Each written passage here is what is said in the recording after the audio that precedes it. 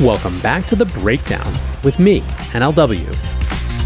It's a daily podcast on macro, Bitcoin, and the big picture power shifts remaking our world.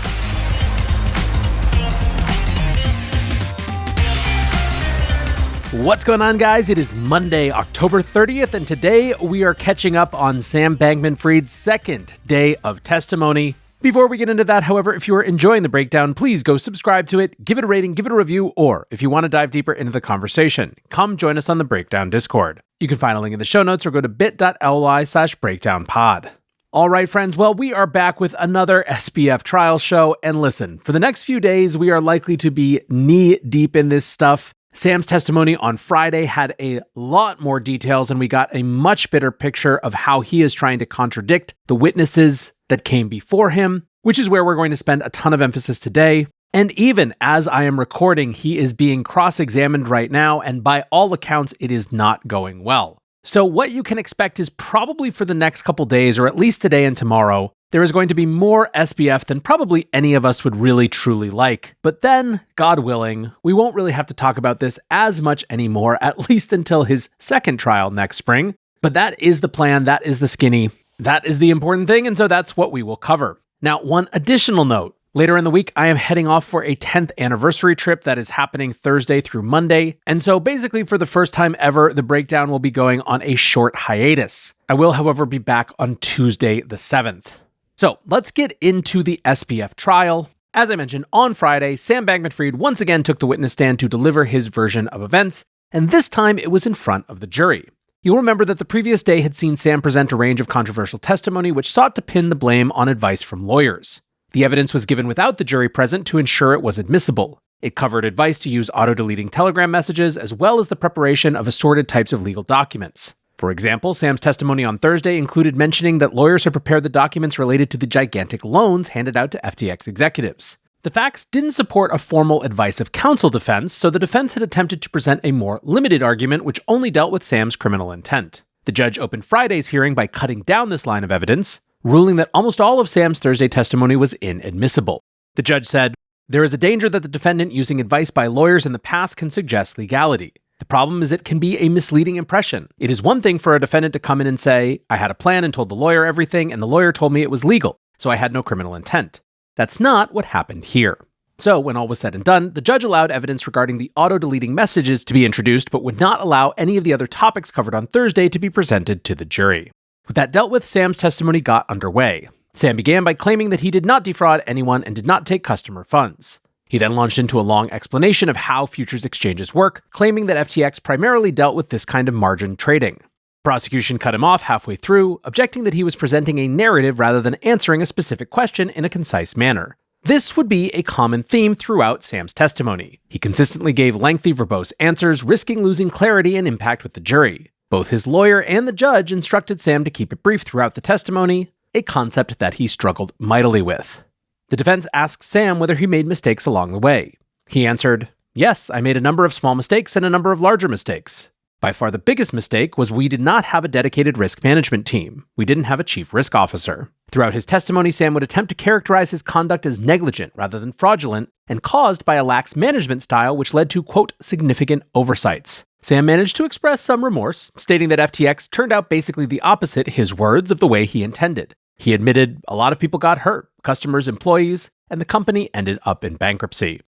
Now, where the testimony started beyond these vague generalities was Alameda Research. SBF noted that it was initially run out of a crowded Airbnb in Berkeley, but he claimed that the firm frequently had weeks with big wins, seeing returns of 50 to 100% on an annualized basis during those periods. Sam mentioned that shortly after Carolyn Ellison joined the firm, there was a deep schism open between two factions within Alameda, leading to disgruntled early investors and employees leaving alongside most of the capital.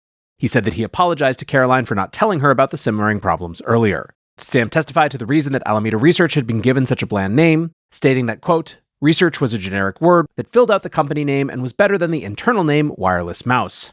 Now, earlier in the trial, investors had given testimony that Sam had assured them that Alameda had no special privileges on FTX. In his testimony on Friday, Sam spoke to this topic, claiming that he thought that investors were only concerned about Alameda being able to view the order book and front-run trades. He offered them what he believed were truthful assurances that this was not the case. The defense then moved on to the substantive testimony which dealt with Alameda's lending. SBF said that Alameda was permitted to borrow from FTX in the same manner as any other customer with access to margin lending. When asked where the money borrowed by Alameda came from, Sam said, "My understanding was that it was coming from basically margin traders. It was coming from collateral from other margin traders or from assets that were earning interest on the platform. Those were sent to FTX as security for borrowing other traders were doing, and was being lent out to traders, including Alameda, that were borrowing." Sam added that Alameda had no restrictions on what they could do with borrowed funds. As long as risk was being managed and the customer's assets were greater than their liabilities, he said that borrowed funds could be used with no restrictions. Now, this explanation was introduced earlier in the trial by FTX General Counsel Can Sun. He testified that during the final days at FTX, Sam had instructed him to come up with some potential legal justifications for the multi-billion-dollar hole in Alameda's balance sheet. Sun had said that borrowing collateral from other customers was technically allowed under the terms of service if they were margin customers, but that the massive size of the shortfall made this explanation completely implausible. Sam's testimony then moved on to the origin of the allow negative feature, which allowed Alameda to borrow well in excess of its pledged collateral. This allowed Alameda to run a negative balance in its FTX account without being liquidated. Sam said that by 2020, the FTX risk engine was struggling to keep up with the volume on the exchange. He testified that there was a situation where a relatively small account had been liquidated, but the risk engine was too slow in reading the database update. This would cause the position to be liquidated over and over and then reversed over and over. Sam said that these erroneous trades compounded from thousands of dollars to trillions of dollars in not too long. It was growing exponentially. Alameda was the liquidating agent for these trades, so these trillions of dollars in incorrect liquidations would cause Alameda's account to go negative. This risked liquidating Alameda and causing losses to be socialized across all users. Sam said, "If there were erroneous liquidations for Alameda, that would have had disastrous consequences for users." In the aftermath of this event, Sam said that the trades were successfully unwound, but that, quote, "It was still a really inconvenient event for everyone involved. The exchange was basically unusable for an hour as we dealt with all of this, and it was scary." Sam testified that the problem was patched over by adding more servers dedicated to operating the risk engine, but that the platform couldn't risk Alameda being liquidated due to an error. He said that he instructed engineering executives Nishad Singh and Gary Wang to fix the problem, but gave no specific instructions on how it should be done. Sam claimed to have suggested an alert or a delay or something of that form. Sam said, quote, "I was told by them that they had implemented some feature of that sort," and added, "At the time, I couldn't have told you the details or its name. I now believe I know what the feature was, allow negative." Sam told the jury that Gary and Nishad, quote, "were both authorized to make decisions on behalf of the company without consulting me, although they would often consult with me about it." Sam claimed that he didn't have a good understanding that allow negative was functionally allowing Alameda to tap into customer assets. He said that, "At the time, I wasn't entirely sure what was happening. What I believed was that either the funds were just being held in a bank account and not used or removed, or that they were being sent to FTX in one way or another, maybe as stablecoins." Sam said that only now, after listening to all testimonies, did he piece together that the feature had allowed Alameda to post orders with no collateral and hold a negative balance without being liquidated. Nishad's testimony had discussed allow negative in terms of it allowing Alameda to process liquidations without needing collateral. He said those trades were not viewed as risky as they executed immediately into the existing order book. Today's episode is brought to you by Kraken. For far too long, the whole financial system has been standing still, too slow, only on for certain hours, overly designed for some types of people, but not for others. Crypto, at its best, represents progress. It asks the question, what if? It invites people in instead of leaving them out. It's on 24/7, 365, and moves at the speed of real life. Not everyone believes it. We've got our fair share of detractors, but that's the way it always is when you're building something new. Kraken is a crypto company that has been through the highs and lows of the industry, facing forwards towards progress throughout. And now they're inviting us to see what crypto can be. Learn more at kraken.com/thebreakdown. Disclaimer, not investment advice. Crypto trading involves risk of loss. Cryptocurrency services are provided to U.S. and U.S. territory customers by Payward Ventures Inc., PVI, DBA, Kraken. Now, one big issue with that testimony, FTX did have massive outages in 2020 during market volatility, so it's reasonable perhaps to think they could have been caused by a malfunctioning liquidation engine. The problem is that Sam's timeline contradicts both Gary and Nishad's testimony. During their time on the witness stand, a GitHub page was entered into evidence showing the original implementation of allow negative. The page showed the feature was originally coded on July 21st, 2019. Gary had even testified to a series of instructions from Sam, which had increased the negative balance allowed for Alameda from hundreds of millions to $1 billion and eventually to $65 billion. A number that Gary said was chosen to be, quote, so high it would never be hit. Sam's testimony then turned to Carolyn Ellison, who had taken over as co-CEO of Alameda Research after Sam stepped down in October 2021. We got a few brief references, by the way, to Sam Trabucco, the other co-CEO of Alameda, who has been conspicuously absent from this trial and has somehow avoided criminal charges. Sam said that shortly after being named as co-CEO, Trabucco started, quote, drifting away towards what I understood to be effectively early retirement. Sam was complimentary of Carolyn's management ability and said she was, quote, a good trader and very good at doing research for trades, writing mathematical models. Sam acknowledged that he stayed involved with Alameda, stating that, quote, I was an owner. I was the largest owner of the company. I cared about how well it did. And especially with Trabucco stepping back, it was an overwhelming job for any one person. And I felt that Carolyn was doing quite well in many areas, but that there were some areas that it was important that she have help and support and was concerned about how things would go otherwise. Now, during her testimony, Carolyn had said that Sam's utilitarian belief system didn't have room for moral restrictions like not lying and not stealing. Sam didn't really address this, only vaguely mentioning that Carolyn would often initiate philosophical conversations. He said, quote, generally, she would stake out a position on some philosophical topic, usually a contrarian one, and we would debate it. Now we'll go through some more of the contradictions between his testimony and Carolyn's testimony. Carolyn, for example, said that Sam's scruffy appearance was a carefully crafted image. Sam rejected that idea, saying that he wore t-shirts and shorts because they were comfortable, and kept his hair long because, quote, I was kind of lazy and busy. He said that becoming the face of FTX had been an accident since he was, quote, somewhat introverted. At one point, the defense presented a photo of Sam at the Super Bowl, posing with Katy Perry, Kate Hudson, and Michael Keeves of K5 Ventures. Carolyn had previously testified that Sam was excited about the celebrity networking opportunities presented by Keeves and had eagerly pursued the opportunity. To hear Sam tell the story, he had been randomly wandering the Super Bowl stadium and came across Keeves and his celebrity friends who invited him out for dinner. When it came to those massive loans, Sam testified that he believed he was able to borrow funds from Alameda legally. He said, I owned Alameda, I was the primary owner of it, and it had a few $1 billion to my understanding of arbitrage-based profit over the past few years and far more than that in operating capital. So I saw no reason that I couldn't borrow funds from it. On political donations, Sam denied directing Nishad or FTX Digital Markets CEO Ryan Salem to make political donations. However, he did acknowledge that the source of funds for the donations had been loans from Alameda. Now, one of the telling stories from Nishad's testimony was when Nishad recalled instructions from Sam asking him to manipulate FTX accounts in 2021 to ensure that the firm reached $1 billion in revenue.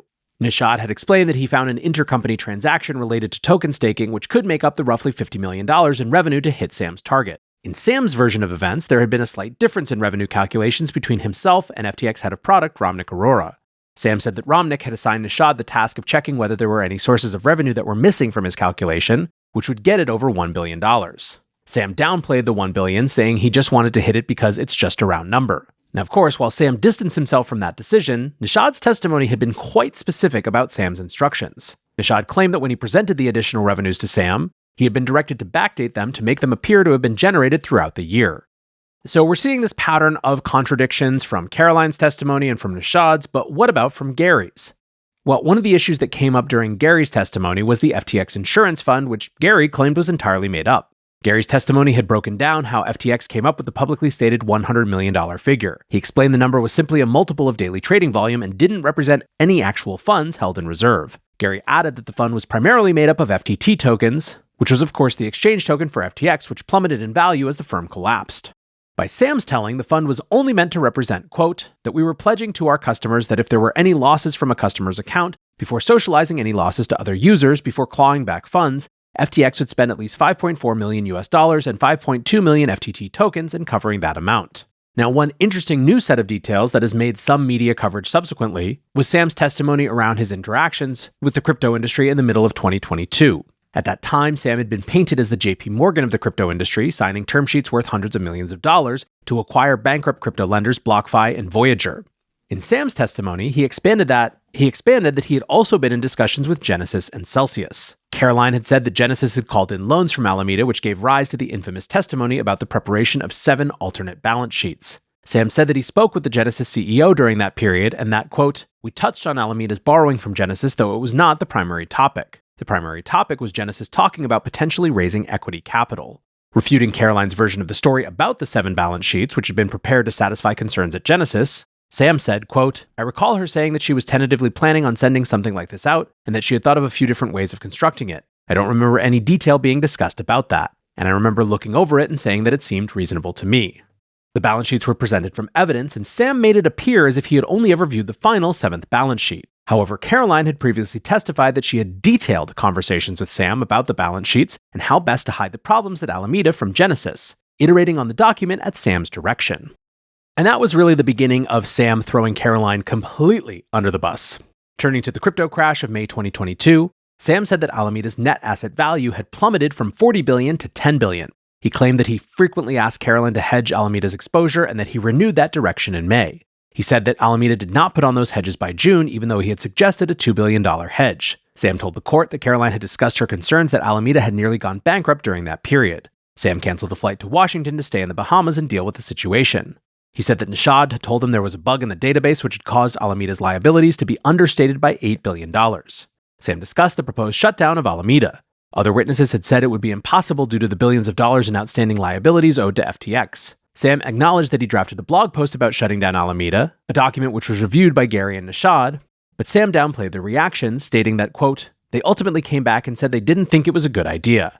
When asked whether they elaborated on why it would be a bad idea, Sam said, quote, I at the time did not feel confident that I had gotten a clear reason why. I do believe that they said something about it being difficult to shut down Alameda.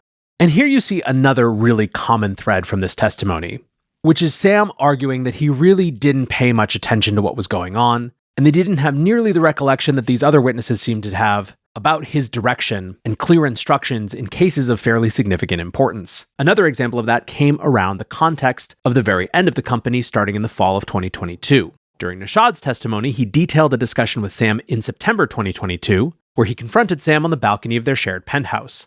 Nishad had said that Sam had acknowledged, quote, the borrows we can't repay.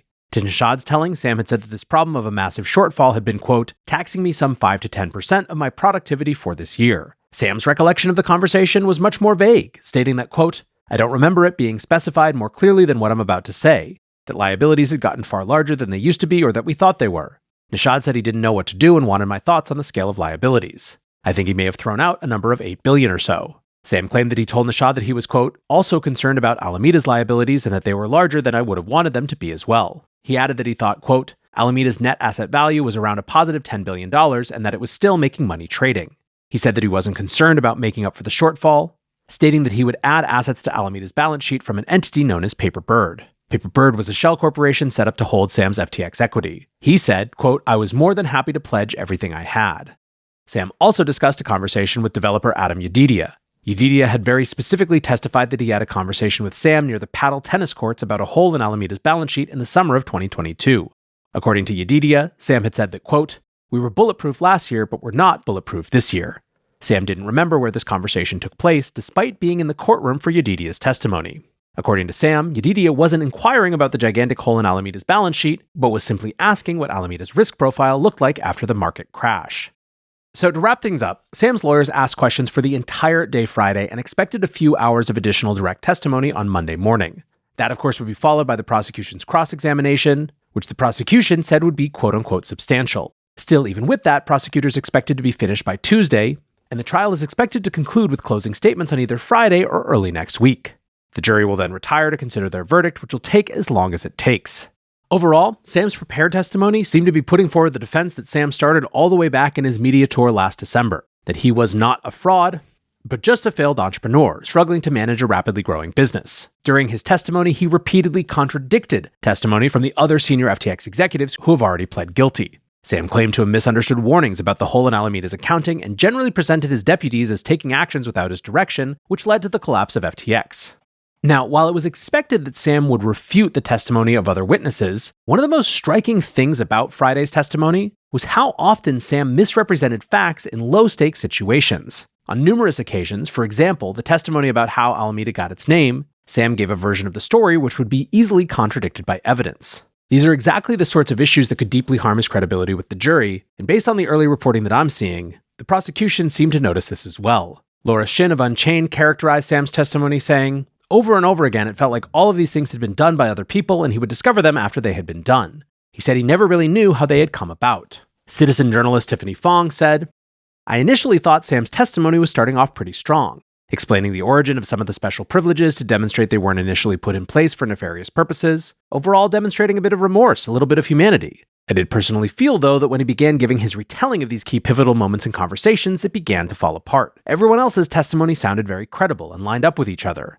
Sam's attacking the credibility of each of these testimonies turned it into a he said, she said, where there's two different narratives here and one of you has to be lying. Tiffany continued, I feel the jury is a little bit more likely to believe the prosecution's witnesses over Sam, who has the most incentive to claim he doesn't have responsibility and place blame on others.